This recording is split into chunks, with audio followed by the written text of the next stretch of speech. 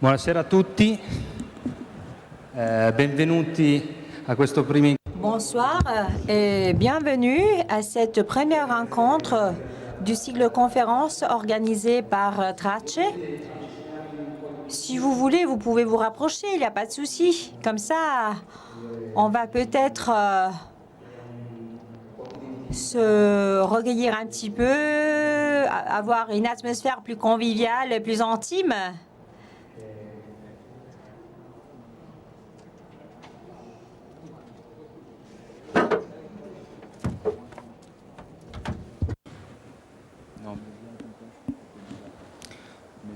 Proviamo anche le.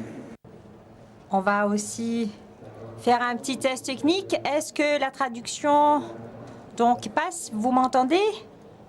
Parfait.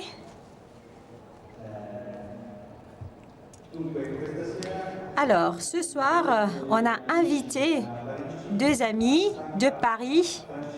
La presse française les a définis les ovnis de l'édition chrétienne en France. Mais nous, chez Trace, nous adorons les ovnis, surtout s'ils ont un air, disons, sympa, c'est-à-dire c'est pas des gens hors du monde. Par contre, c'est des gens de ce monde. Il s'appelle Pierre Chausse, journaliste et éditeur, et Grégory Turpier, donc Turpin, un auteur, chanteur, compositeur, interprète. Et voilà, ensemble, ils collaborent autour de cette maison d'édition qui s'appelle Première Partie et qui s'occupe de livres et de disques et donc réalise des livres et des disques. Et maintenant, ils ont aussi une division événementielle. Ils ont commencé à collaborer ensemble en 2013 autour d'un projet qui avait l'air d'être tout fou, c'est-à-dire que on avait l'idée de réaliser un CD de chansons où on mettait, disons, en musique les poèmes de Sainte Thérèse, Marie-Thérèse de Lisieux. Un projet qui semblait voué à l'échec, mais en fait, ça n'a pas été le cas. Vous n'avez pas vu le disque d'or, même pas le disque de platine. En fait, vous en avez vu gagner deux. Donc, un très grand succès. Vous avez fait des cartons. Ça a été vraiment inattendu. Mais en fait, ces grands succès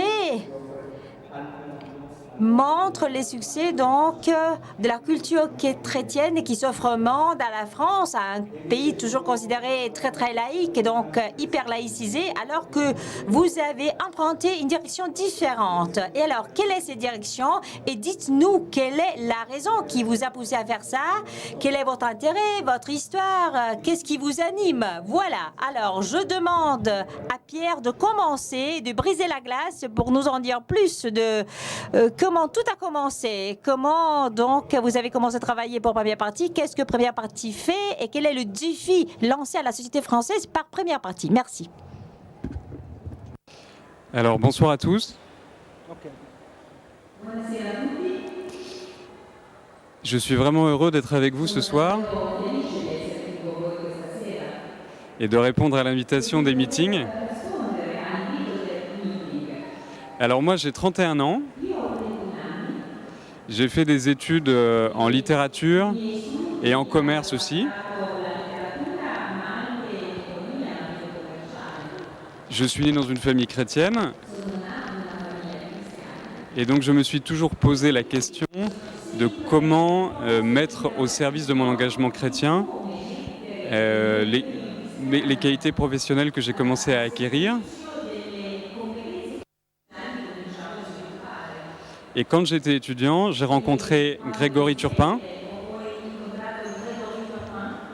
et j'ai commencé à l'aider dans sa carrière d'artiste chrétien à une époque où il était quasiment inconnu sur la scène française.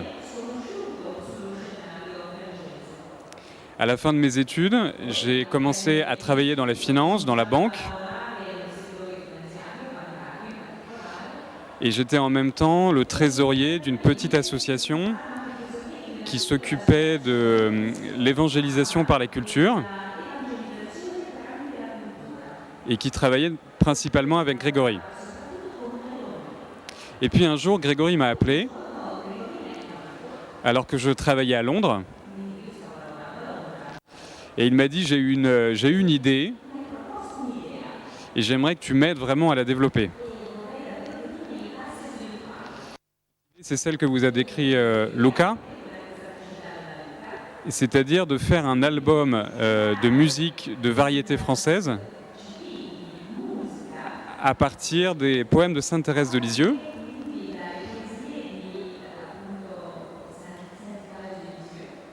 Et Grégory a fait ce pari un peu fou d'aller chercher des artistes très connus en France et de leur dire voilà, je te fais écouter, je te fais découvrir un poème, je ne te dis pas de qui c'est, et dis-moi si tu as envie d'en faire une chanson. Donc il n'a pas dit c'est Thérèse de Lisieux et ça parle de Jésus.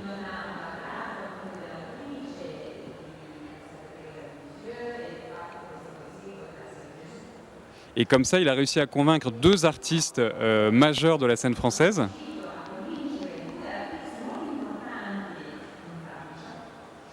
qui ont composé, qui ont interprété les poèmes de Sainte Thérèse, avec Grégory qui chantait avec eux. Donc ça, c'était le premier pari fou. C'est à ce moment-là qu'il m'a appelé.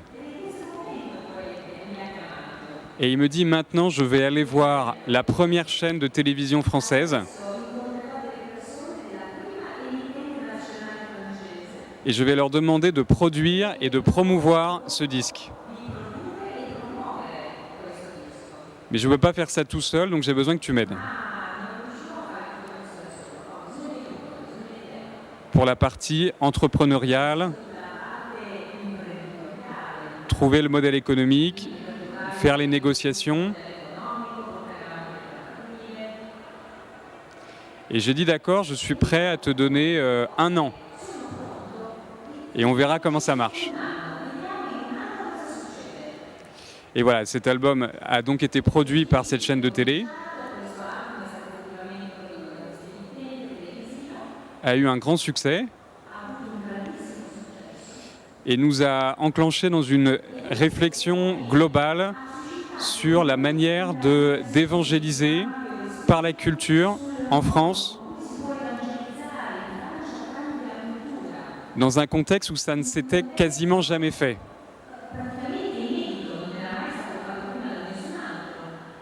On voulait comprendre les raisons de ce succès,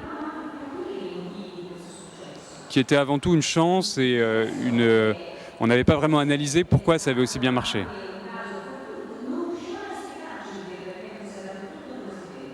Et donc on a créé cette première société ensemble. On en a repris une autre qui faisait de l'édition de livres.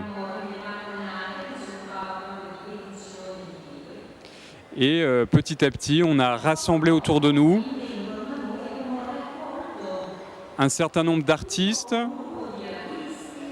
d'auteurs, de créateurs qui pensaient différemment et qui avaient quelque chose à dire de la foi chrétienne.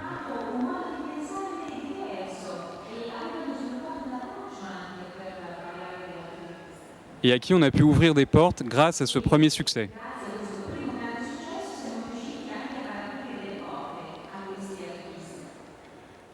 Et donc on est un duo, Grégory et moi. Lui, il s'occupe vraiment de la partie vision, création, direction artistique, en parallèle de sa carrière d'artiste. Puisque suite à ce premier succès, il a signé dans une maison de production qui s'appelle Universal Music. Et il est devenu très connu du grand public français. Et voilà, depuis 5 ans, on essaye de lancer des projets, dans des domaines très différents comme la musique enregistrée sous forme de CD, ou aussi les événements, les concerts, les festivals de musique. Les livres, que ce soit des livres explicitement chrétiens ou des livres qui font rayonner l'anthropologie chrétienne. Et puis aussi, depuis 2 ans, la presse.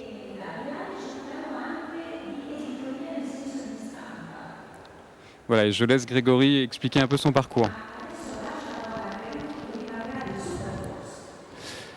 J'ai 39 ans et je suis né dans un milieu simple. Pas de tradition chrétienne, mais je n'avais pas une famille pratiquante. Et j'ai été assez timide enfant et c'est la musique qui m'a permis de m'extérioriser. Mais quand je suis arrivé dans les églises, j'ai été surpris parce que je n'avais pas toujours les bons codes. Je ne comprenais pas tout ce qui se vivait. Et moi qui venais d'un milieu simple, j'étais souvent entouré de gens d'un milieu plus aisé que moi ou socialement plus élevé.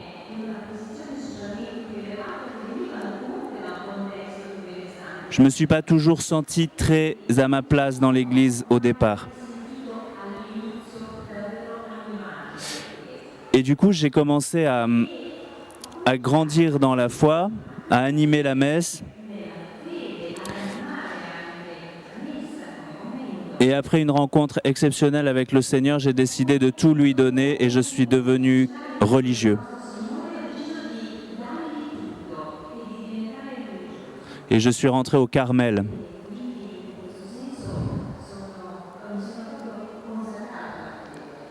Et au bout d'1 an au Carmel où j'avais une vie formidable,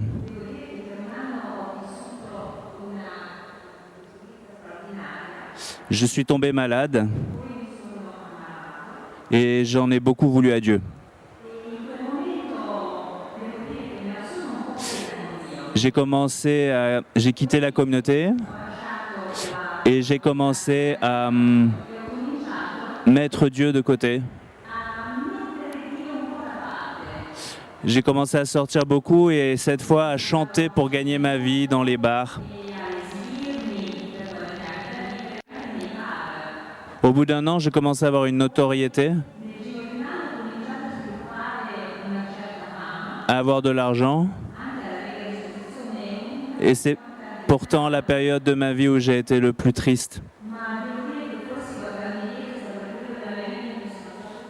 Je suis tombé dans la dépendance à la cocaïne. Et après 3 tentatives de suicide, je me suis retrouvé dans une boîte de nuit où on m'a proposé une drogue plus dure que celle que j'avais l'habitude de prendre.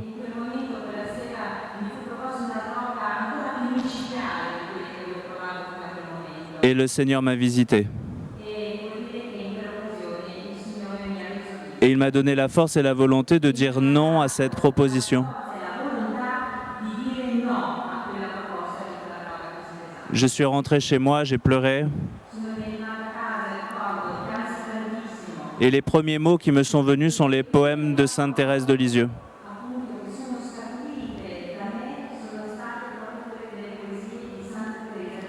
Dans un poème, elle dit « Ma vie n'est qu'un instant, une heure passagère.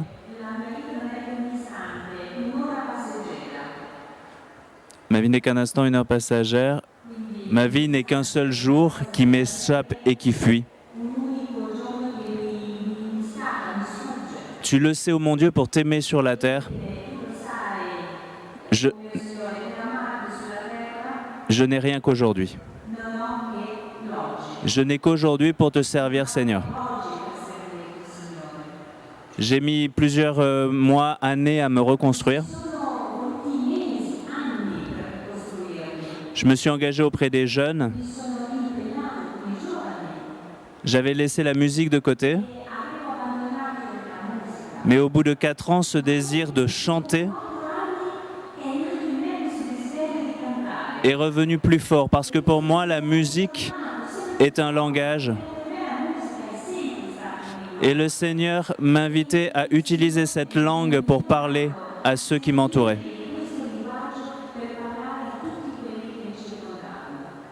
Et j'ai eu beaucoup d'audace.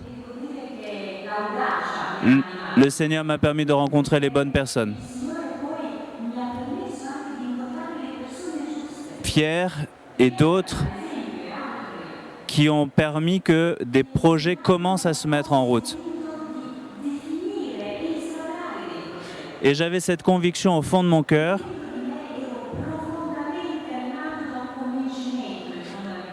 qu'en France, à cause de la laïcité, le fait que l'on ne puisse plus parler de Dieu, eh bien, on avait déserté le milieu de la culture.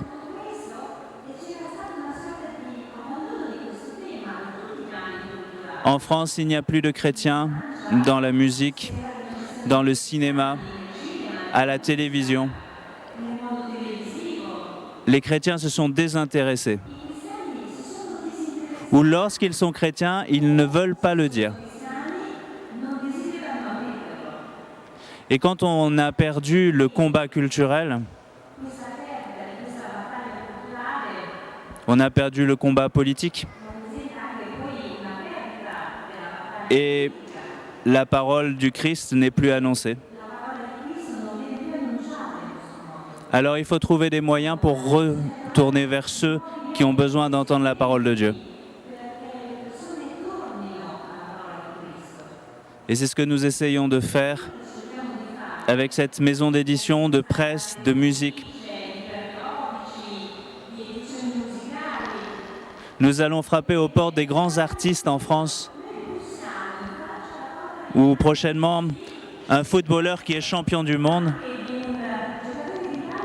Parce qu'en France, on sait aussi jouer du foot. Et il va être le rédacteur en chef d'un magazine qui s'appelle Jésus.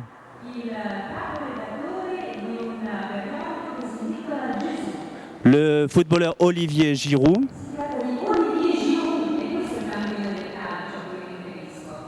va nous dire qui est Jésus pour lui. Et quand on leur pose cette question, on découvre des chrétiens. On découvre des gens qui ont quelque chose à dire de Jésus. Peut-être pas de la manière dont moi, chrétien, pratiquant, je le dirais. Et pourtant, ils ont fait une expérience de Jésus que moi, je ne connais pas. Parce qu'on a oublié dans l'Église que Jésus pouvait agir à l'extérieur aussi.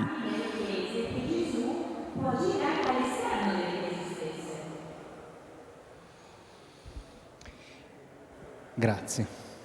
Grazie. Un grand merci.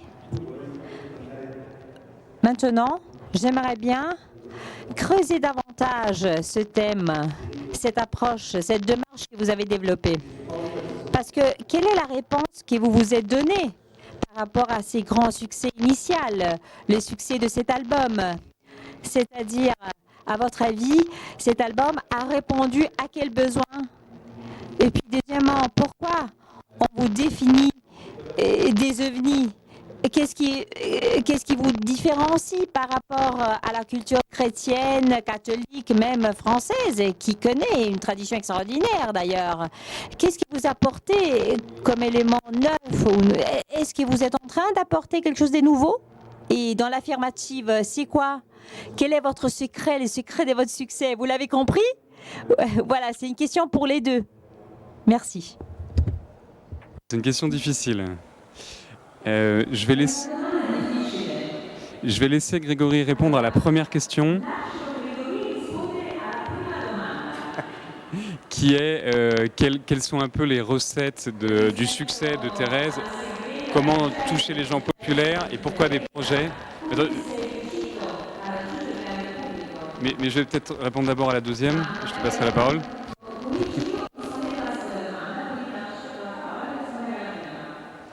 C'est vrai que grâce à un certain nombre de succès, de projets, Il y a eu beaucoup d'intérêt de la part de la presse pour la vision qu'on a développée. Mais bon, vous savez, on ne retient que ce qui a marché.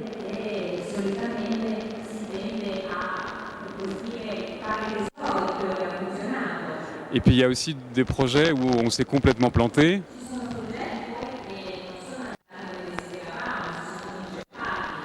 Donc on n'a pas de recette miracle.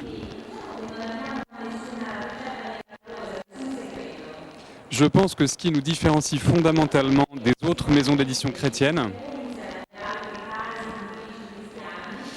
c'est qu'on a commencé notre activité en ne tenant pas compte du public chrétien. On a voulu tout de suite collaborer avec les meilleurs dans leur domaine. Donc une très forte exigence de professionnalisme.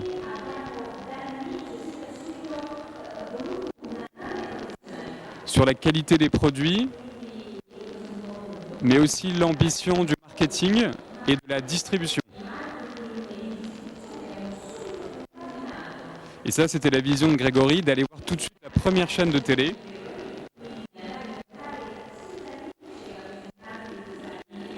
Et ça nous a ouvert les portes pour ensuite aller voir le premier producteur de musique, le premier distributeur de presse ou distributeur de livres.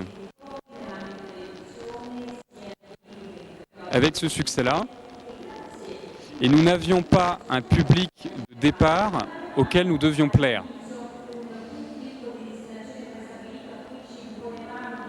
Notre intuition profonde, c'est d'aller voir les gens là où ils en sont et tels qu'ils sont, et d'aller les toucher dans leur consommation culturelle réelle. On n'est pas l'Église qui proposons un produit en disant « vous devez venir à nous pour découvrir le Christ ». On préfère aller voir des gens qui ont la foi, mais qui ne l'expriment pas forcément d'une manière très orthodoxe.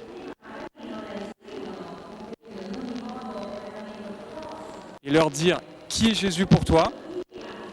Est-ce que tu es capable de nous le dire ? » mais aussi de confronter ta vision avec un prêtre, avec quelqu'un qui est dans l'Église, et de cette rencontre, de cette convergence, va naître un contenu qui va être intéressant pour un public qui n'est pas dans l'Église, et qui en même temps sera juste, doctrinalement, et qui dira quelque chose de vrai, en tant que catholique, du message du Christ et de l'Évangile. Donc c'est répondre aux besoins. Et donc par exemple, on a lancé ce magazine dont Grégory vient de parler. Ça sort une fois par an. Et c'est comme un magazine d'art de vivre, féminin ou masculin.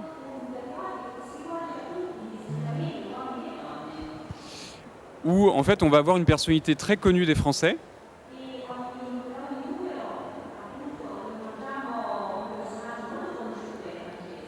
Et on ne lui dit pas, est-ce que tu veux répondre à une interview sur Jésus ?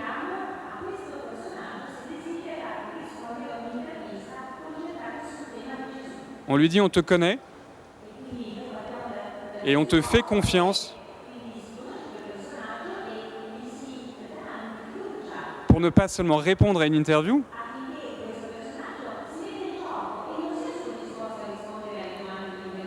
mais pour devenir le rédacteur en chef du magazine. Dis-nous ce qui t'intéresse chez Jésus et on va en faire un magazine avec des gens qui connaissent le sujet.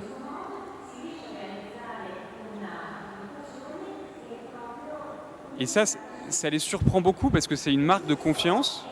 On leur dit qu'ils ne sont pas indignes de parler de Jésus, même s'ils ont une vie qui n'est pas forcément en cohérence.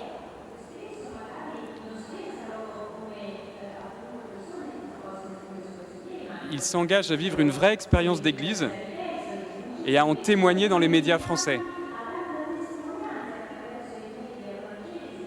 Et ça donne souvent un contenu qui nous surprend. Et souvent, c'est nous les chrétiens qui leur disons « mais sois plus audacieux ».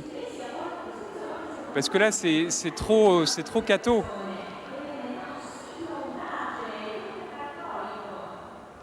Et donc, on a ensuite des rubriques sport, culture, gastronomie, avec des vrais experts du sujet, et qui vont raconter des histoires ou voir des gens qui ont vraiment donné leur vie à Jésus.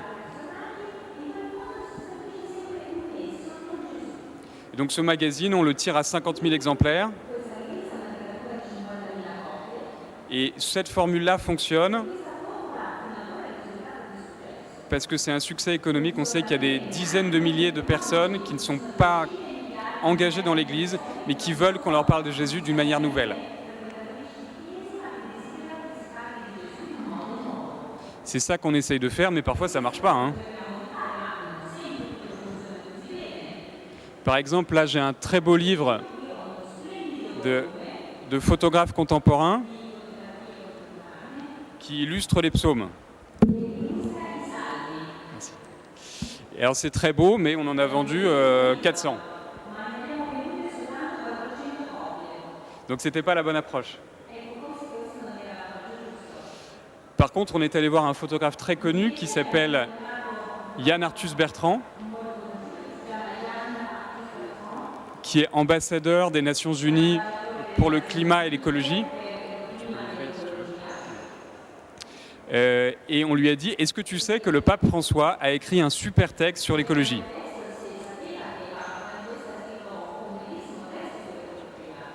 Et il nous a répondu, bah, oui, je sais, mais je ne l'ai pas lu parce que je ne suis pas chrétien.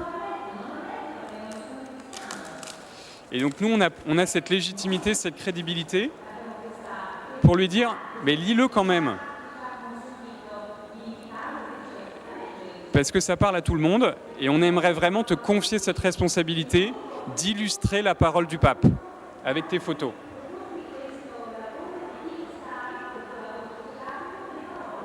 Et ces gens qui sont très connus, qui n'ont pas forcément grand-chose à prouver, parce qu'ils ont déjà fait leur carrière, et ben, parfois ils aiment ce genre de challenge. Ils aiment se confronter à la foi chrétienne. Et donc il a accepté ça, on est allé rencontrer le pape François ensemble. Et on a fait ce livre qui a été un grand succès d'édition, qui d'ailleurs est traduit en italien depuis 1 an. Donc vous pouvez le trouver dans vos librairies. Et Yann maintenant dit « Je suis un chrétien non-croyant. J'ai pas encore fait cette rencontre réelle avec Jésus, mais je comprends que le pape François est le meilleur ambassadeur de l'écologie intégrale. » Donc c'est un exemple qui a marché. Et je pense que quand on est audacieux, souvent le Seigneur nous accompagne et nous ouvre les portes.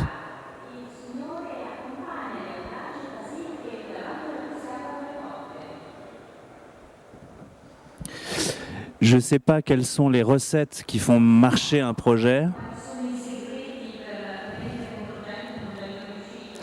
Mais par exemple, après le succès de ce projet avec Sainte Thérèse et les poèmes de Sainte Thérèse, où une chanteuse qui s'appelle Natacha Saint-Pierre, qui est très connue en France, interprétait ses poèmes, un producteur avec qui nous collaborions a essayé de produire des tournées pour qu'elle aille chanter dans les églises. Et 2 fois les tournées ont été annulées. Personne ne venait voir les concerts, alors qu'on venait de vendre plusieurs dizaines de milliers de disques.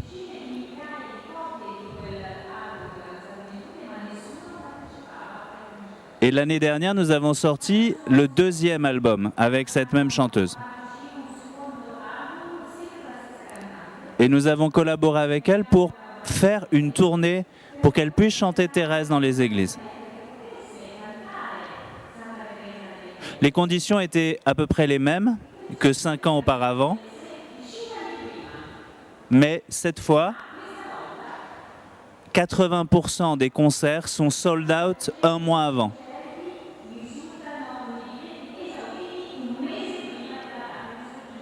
Et il y a environ 50% de chrétiens et 50% de non-chrétiens qui viennent écouter Sainte Thérèse.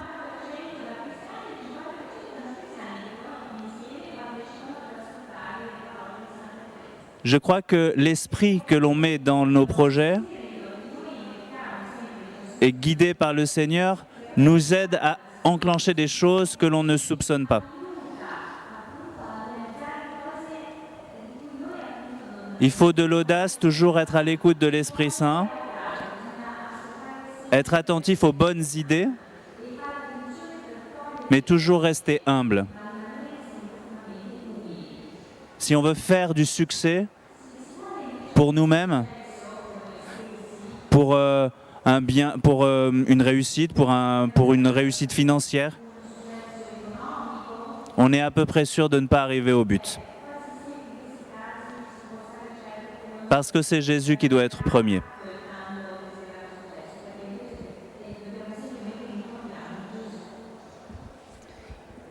Grazie mille. Un grand merci. Alors, il y a l'adjectif audace qui est revenu à plusieurs reprises. C'est peut-être la clé de voûte de votre approche. Et c'est peut-être l'ingrédient secret de votre recette miracle, par contre, le fait d'être audacieux. Mais voilà, je ne sais pas s'il y a des questions pour nos invités. Attention. Buonasera. Bonsoir. Vous avez dit que avant votre maladie, vous avez rencontré Dieu. Est-ce que vous pouvez nous parler un petit peu de ça? De quoi est-ce qu'il s'agit? J'ai une particularité dans mon histoire. C'est que souvent, quand vous entendez le témoignage de quelqu'un, sa vie n'allait pas bien, il se convertit et d'un seul coup, tout va bien. Moi, je me suis converti, tout allait bien, et puis je me suis écroulé et j'ai revécu une nouvelle conversion. Parce que la foi n'est pas linéaire. Et moi, je suis un artiste, alors je crois que les hauts sont très hauts et quand on tombe encore plus bas. Sûrement lié à une grande sensibilité. Quand j'étais au Carmel, je suis tombé malade et j'en voulais à Dieu parce que je lui avais donné ma vie et j'étais heureux. Je me suis converti quand j'avais 15 ans grâce aux reliques de Sainte Thérèse qui étaient venues dans mon diocèse. Et je me suis approché et j'ai vraiment senti quelque chose qui s'est passé dans mon cœur. Il y a eu d'autres étapes comme ça. Mais quand je suis tombé malade et que j'étais au Carmel, j'en ai voulu à Dieu parce que tout allait bien, mais je ne comprenais pas pourquoi un problème physique m'empêchait de vivre la vie que je rêvais. E era entrato in un Carmelo, tra i carmelitani. Vous étiez entré dans un Carmel. Hein? Exactement, le Carmel contemplatif, donc une vraie vie contemplative. J'avais vraiment le désir de rester caché pour Dieu, un peu à l'image de Sainte Thérèse qui m'avait fait découvrir la foi. Et j'en voulais à Dieu parce que je pensais qu'il pouvait me guérir. Mais ce que je ne savais pas à ce moment où je ne m'en suis pas rendu compte, c'est que répondre à l'appel de Dieu, pour pouvoir y répondre, il faut se connaître parfaitement. Et plus on se connaît, mieux on répond à l'appel. Parce que Dieu ne nous demande pas d'être quelqu'un d'autre. Il nous demande d'être pleinement nous-mêmes. Et c'est ça qui m'a mis dans une colère parce que je ne l'avais pas compris. Et ma condition physique été un élément dans le discernement de mon appel. Mais j'ai mis 10 ans à le comprendre. Aujourd'hui, je vais mieux et je vis ce que je rêvais de vivre, c'est-à-dire chanter. Depuis tout petit, je chante. Moi qui voulais être caché, je me retrouve sur scène. Moi qui voulais être contemplatif, je deviens missionnaire. Moi qui étais très heureux, aujourd'hui, je suis encore plus heureux.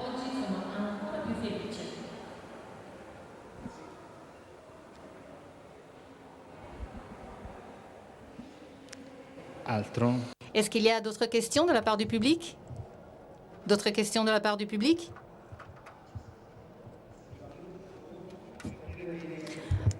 Je voulais bien comprendre cet aspect du fait que vous êtes parti chercher les professionnels. Vous vouliez travailler avec des professionnels de la chanson et des arts en général. Ça m'intéresse beaucoup. C'est un thème qui m'intéresse beaucoup. C'est comme si le message n'était pas suffisant pour arriver aux personnes. Dire la bonne chose n'est pas suffisant pour arriver aux personnes. Il faut avoir la bonne méthodologie, la bonne façon pour arriver aux personnes. Qu'est-ce que cela signifie pour vous? Comment est-ce que vous avez compris ça? Quelle est cette façon d'arriver aux personnes? Et quel est le rapport avec les contenus qu'il faut transmettre aux personnes? Aujourd'hui, pendant le déjeuner, on a parlé du film Silence de Scorsese. On en a discuté beaucoup, mais je voulais mieux comprendre. Pour vous, quelle est la relation entre ces deux choses? Pierre. Pierre. Et vous savez, quand l'apôtre Paul arrive à Athènes, il ne va pas tout de suite annoncer l'évangile. Il s'assied sur l'agora et il regarde ce qui se passe. Et le lendemain, il se lève et il dit « J'ai vu que vous avez une stèle pour un Dieu inconnu. » Eh bien, je vais vous parler de ça, de votre culture. Je vais vous parler de la stèle devant laquelle vous passez tous les jours. Et c'est comme ça que le Christ va se révéler à vous. Et comme ça, il obtient l'attention. Et après, il la perd quand il explique la résurrection. Donc, c'est le moment où le clivage va se faire. Il y a un moment, il faut passer par l'annonce directe. Mais on ne peut le faire que si on a appris la langue de la personne qu'on veut toucher. Et aujourd'hui, on est dans un monde qui est majoritairement dominé par les émotions, par l'industrie de l'entertainment, les médias de masse, et tous les gens qui veulent faire passer un message, ils étudient les recettes.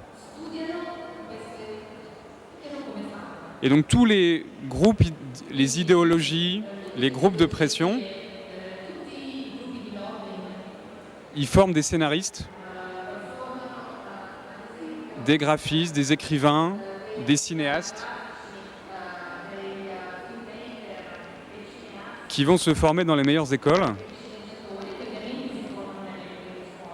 et qui après, grâce à cette compétence professionnelle,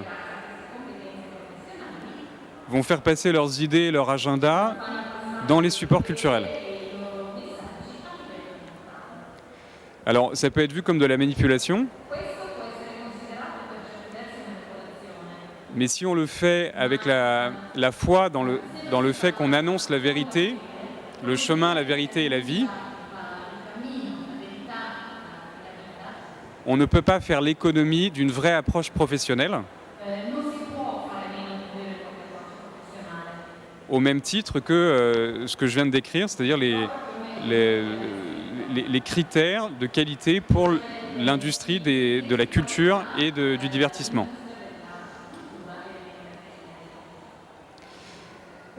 Donc c'est un engagement auquel le Seigneur nous appelle à répondre, aller par toute la terre et faire des disciples.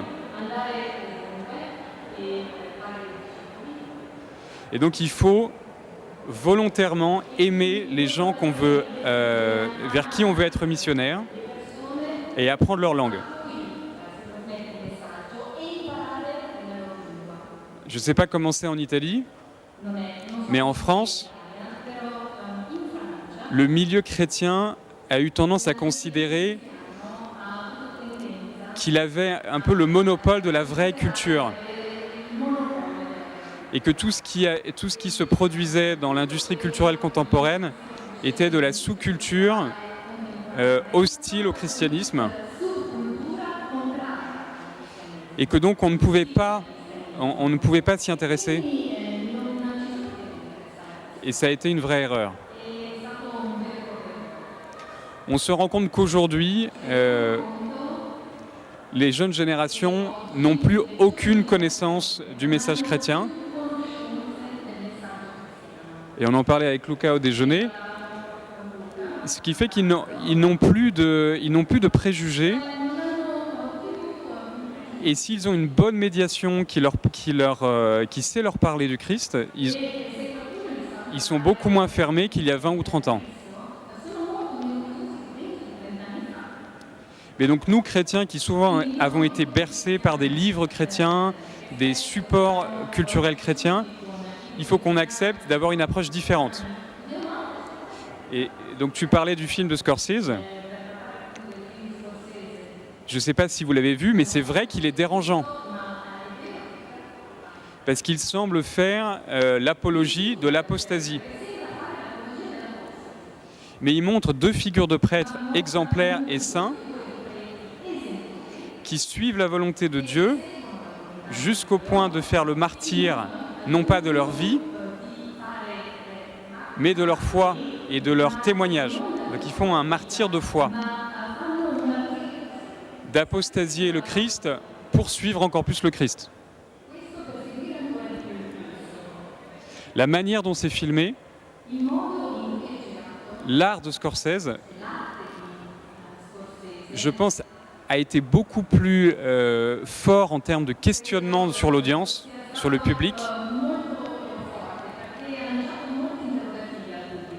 sur ce que c'est que le vrai amour tel que le Christ nous l'enseigne, qu'un certain nombre de fictions que les studios catholiques peuvent produire et qui finalement sont assez attendues. C'est vrai que les artistes nous surprennent toujours avec une approche différente et il faut se laisser surprendre.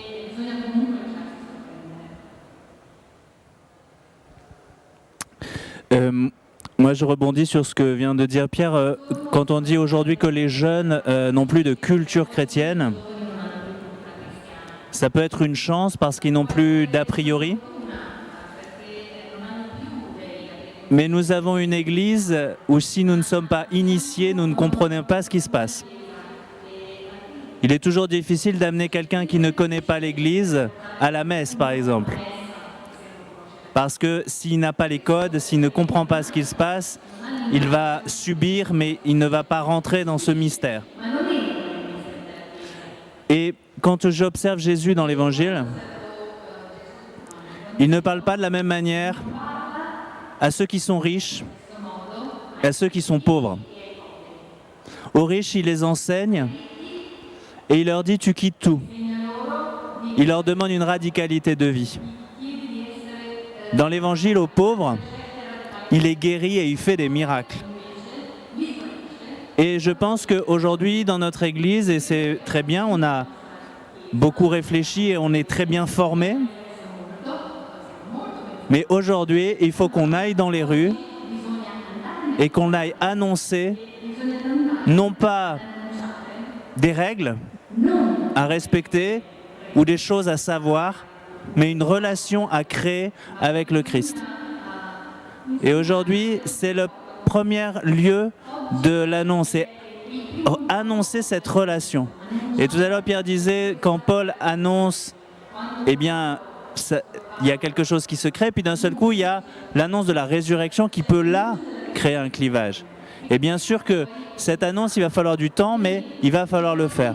Et nous, on aura beau utiliser tous ces médias, utiliser des jolis livres, des jolies images, avoir tout ce qui est beau, le package magnifique avec le bon message. Tout ça ne servira à rien si derrière il n'y a pas des chrétiens qui vont annoncer clairement et qui vont permettre à d'autres de faire une vraie rencontre. Sinon, on restera dans le culturel. Mais aujourd'hui, il faut passer du culturel à la relation. Le culturel, ça n'est que la première étape. Une fois que la personne a fait la rencontre et qu'il y a une relation, à ce moment-là, elle va chercher à comprendre, à se former et à changer sa vie.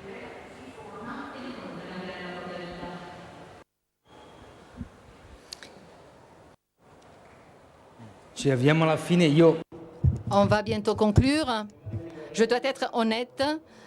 Moi, j'aurais beaucoup de questions, mais ça serait trop long. Ça amènerait à des discours trop longs. Donc, on n'a que quelques minutes.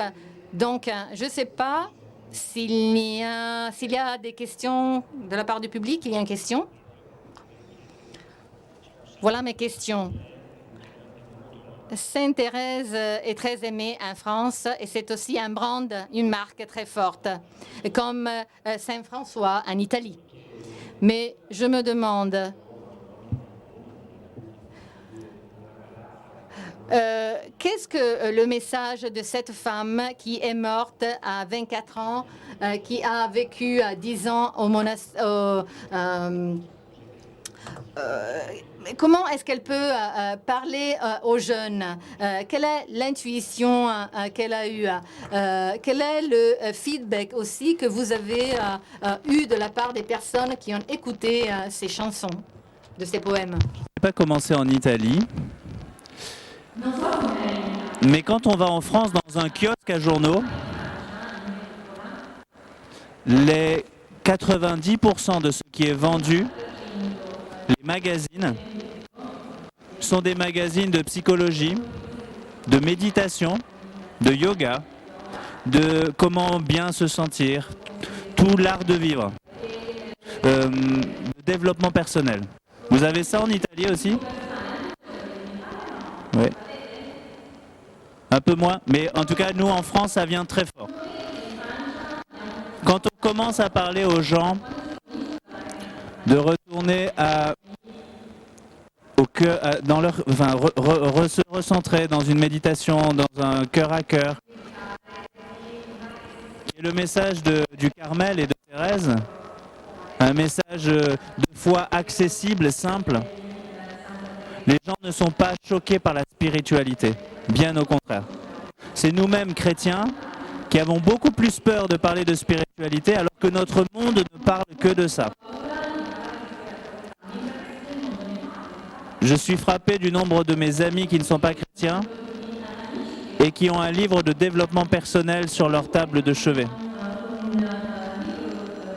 Parce qu'ils ont besoin de revenir à du silence, à de la méditation. Tous ces gens qui font ces enseignements ont pris tout le trésor de l'Église et ont enlevé Jésus. Et je pense que c'est vraiment un lieu d'évangélisation. C'en est un parmi plein d'autres. Et Thérèse est vraiment très connue et très populaire en France. Tout le monde a une grand-mère qui a parlé de Thérèse. Et je pense que quand on touche à quelque chose qui revient à l'enfance, à racines, à notre histoire, ça nous rejoint. Si j'étais italien, peut-être que j'aurais utilisé l'histoire, la vie de François d'Assise. Peut-être pas en musique, mais en spectacle ou autre. Mais il faut partir de ce que les gens connaissent.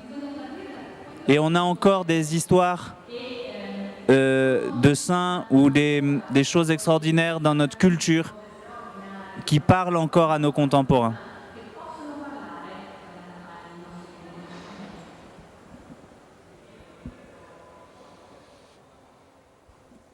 C'è altro? D'autres questions? Je veux remercier beaucoup Pierre et Grégory.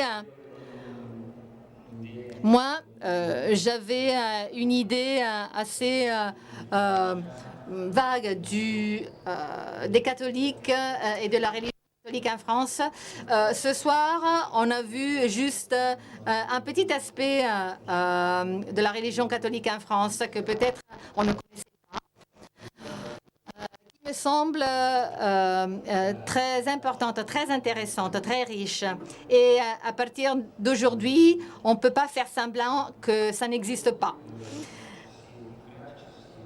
Vous y êtes, vous êtes en France et vous dites les choses que vous nous avez dit et ça c'est important et c'est important pour moi de l'avoir entendu et j'imagine aussi cela est important pour le public.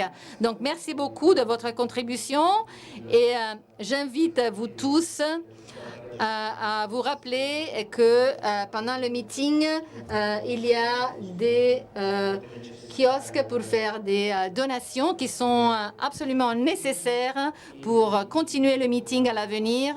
Et je vous invite à regarder le programme des prochains jours de notre Arena Percorsi.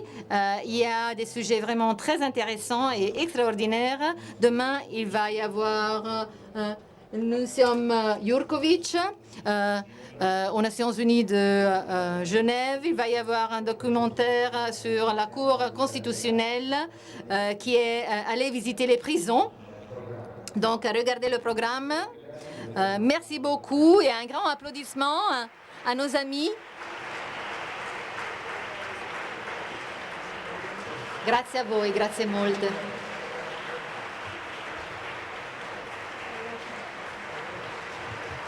Et juste un petit mot, on est loin d'être les seuls en France à essayer d'être missionnaires. Donc on est juste une toute petite partie de l'Église.